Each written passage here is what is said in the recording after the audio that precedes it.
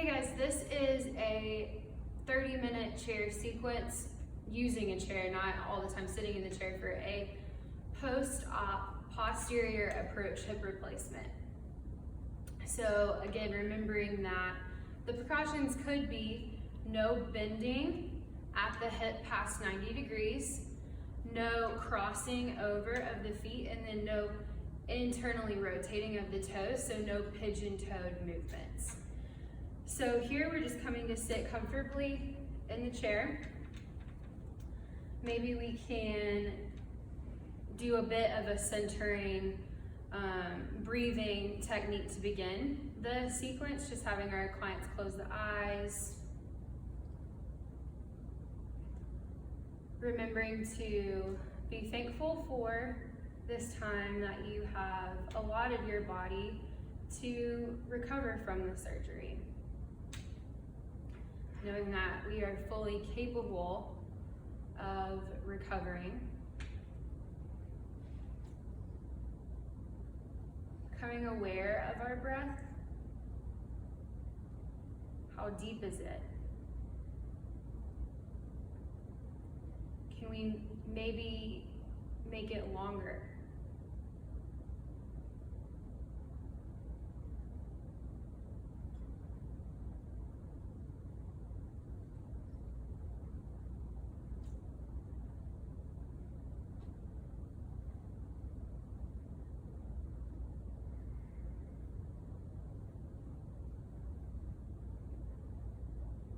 Maybe thinking of something that we are thankful for today. Maybe that is a person or an animal or the sunshine for that day. Being thankful for this time that we've been given.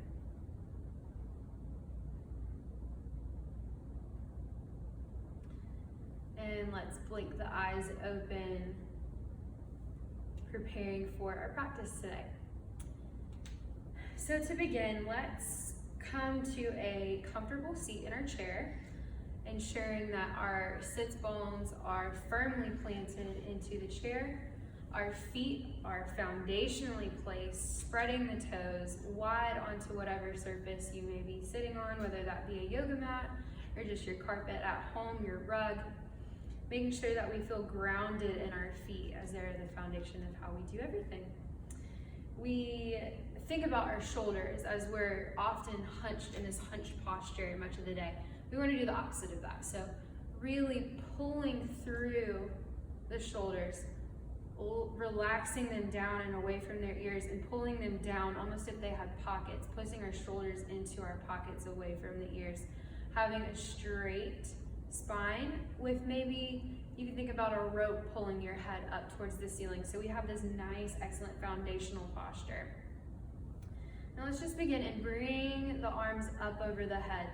Big, deep breath, inhale. Hands come to touch, and exhale, the arms come back down. Good, just scoot over a bit. Inhale, those arms come up.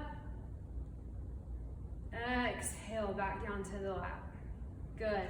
Now let's leave that right arm down toward the side, or you can hold on to the chair, and let's lift our left hand up above our heads towards the ceiling, maybe ever so slightly bending over to our right side, bending at the elbow.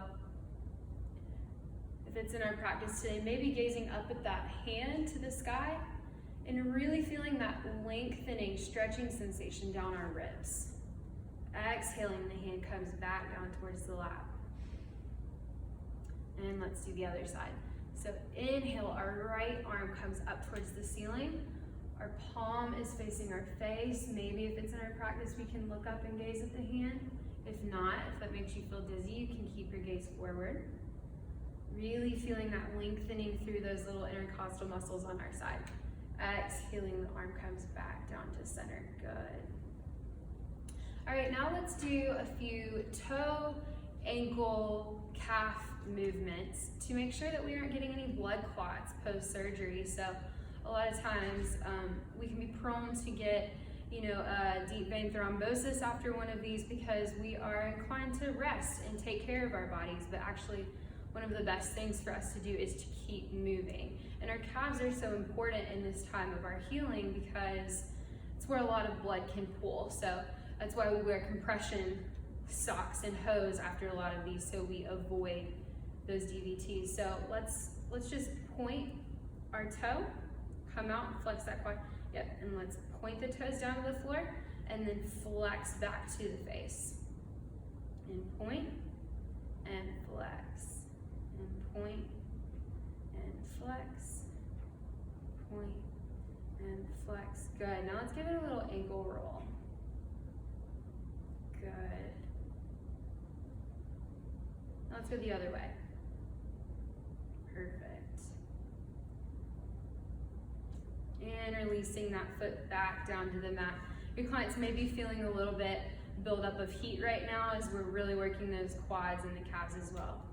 Now let's extend our left leg, bending at the knee. Let's point and flex. Point and flex. Good.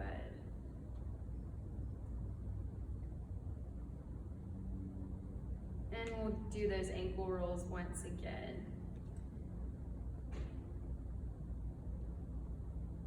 And the other way.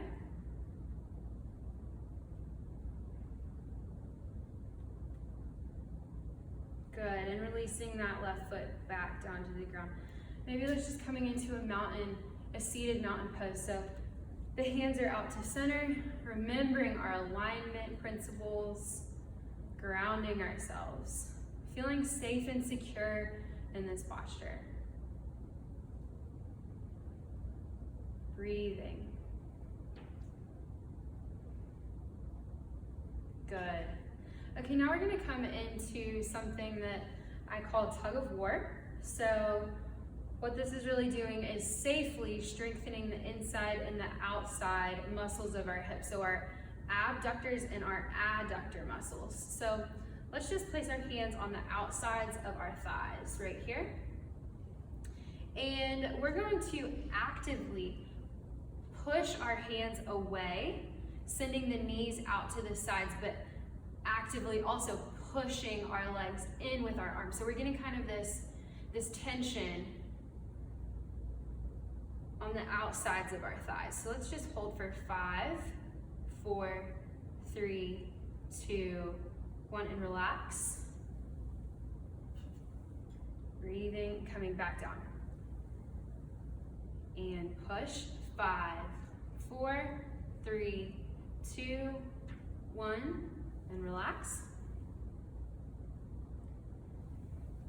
Pushing 5, 4, 3, 2, 1, relax. And one last time. 5, 4, 3, 2, 1, relax. Good. Now we're going to do the exact opposite. So let's place our hands on the inside of our thighs, making sure that we're still not breaking the 90 roll. As you can see, she's still seated at a 90-degree posture, making sure that you're not hinging too far forward at the hips here.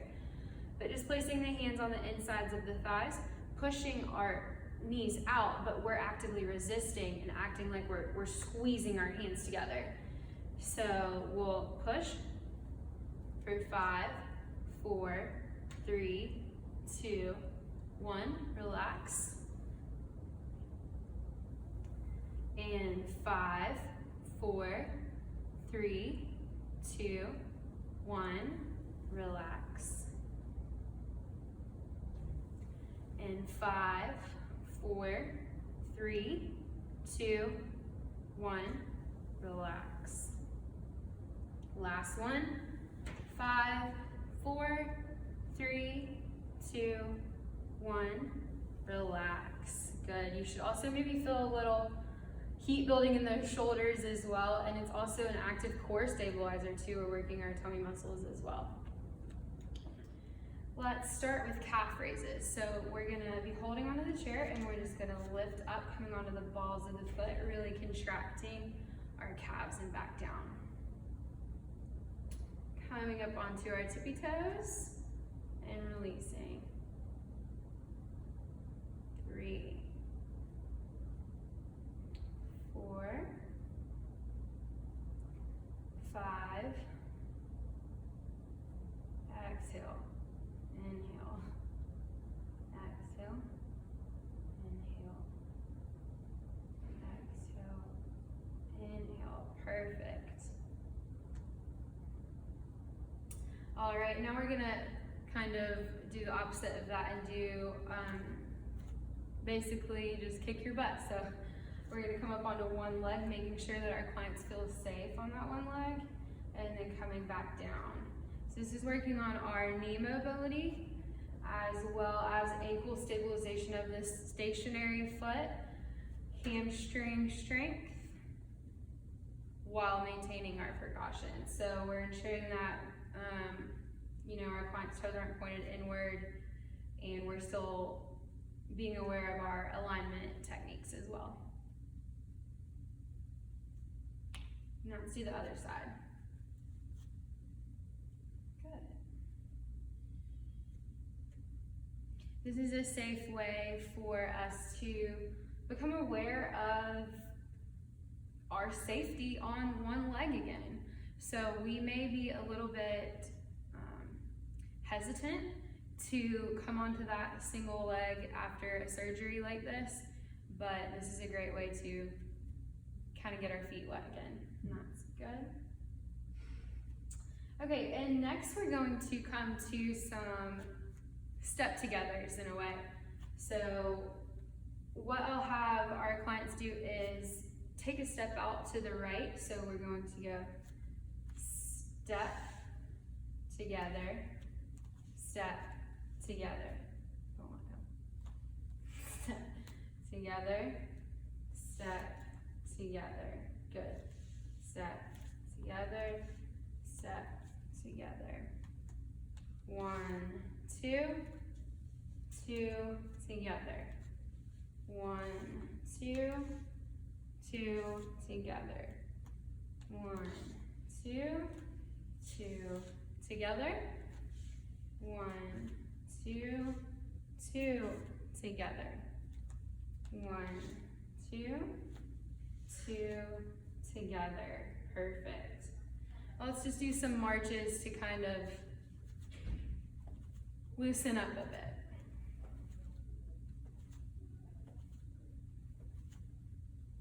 Good. Okay.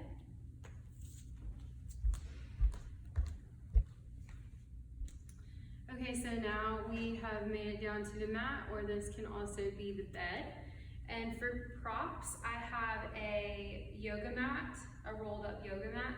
You could also use a towel, a sheet, even a little throw pillow, anything that you have around your house or in your clinic to elevate the knee just slightly.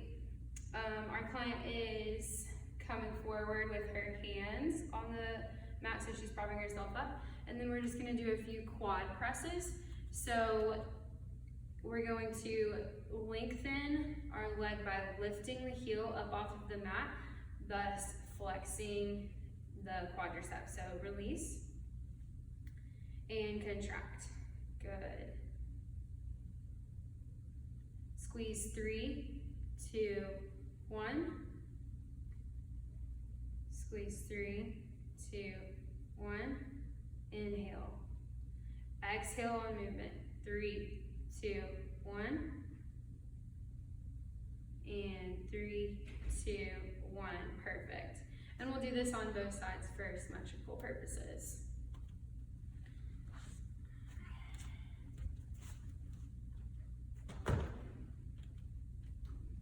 All right, guys, so next we have a few abduction and adduction exercises.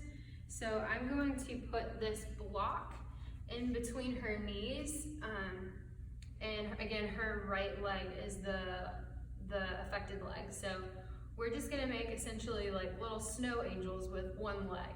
So we're just going to swing that right leg out a bit to the side, good, and back in, good. And again, this may be easier with the sheet on the bed, as yoga mats are, anti-slip. So this may be a bit difficult on a yoga mat, but I'm ensuring here that she does not cross over. So we're not breaking any of those precautions. And again, she's still at a 90-degree angle, so we are good there. Perfect. All right, guys, so next we're just going to bring our client back down to the mat. So slowly coming onto one elbow and then the other. Coming back down to lay down onto the mat. And here we're just going to relax, take a minute to appreciate what you just did for your body, recentering, gathering up all those benefits that you just gave to yourself during our little flow today, and relaxing. Good. So with this flow, we have improved our strength, we have increased mobility, and hopefully we will be reducing fatigue and swelling, as well as preventing a DVT or a lot of the common things that may happen after your hip replacement surgery. So remember, we do not want to just let our body rest. We want to bring in new blood, remind our hips what they're made to do, because they're fully capable. We just have to put some work into it. So thank you guys.